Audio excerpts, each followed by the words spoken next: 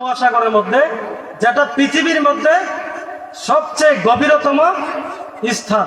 এটার নাম হচ্ছে মারিয়ানা ট্রেঞ্চ।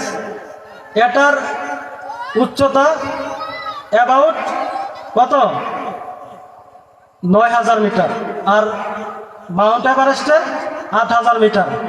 এখন এই সর্বোচ্চ পর্বতশৃঙ্গ পৃথিবীতে, এই মাউন্ট এভারেস্ট ৮,০০০ মিটারের এভারেস্ট যদি আপনি ৯,০০০ মিটারের সে প্রশান্ত মহাসাগরের গভীরতম স্থানে ফেলে দেন, তাহলে সেই পর্বতশৃঙ্গ কি ডুবে যাবে নাকি ভেসে থাকবে?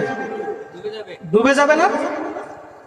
এই হচ্ছে, আমি একটা উদাহরণ দিলাম, পৃথিবীতে এত পানি আছে, এই পানিগুলো যারা যদি আপনি কলমের কালি বানান, আর পৃথিবীতে যত গাছগাছালি আছে এগুলো দ্বারা যদি আপনি কালির কি লাগবে, খাতা লাগবে না? জি।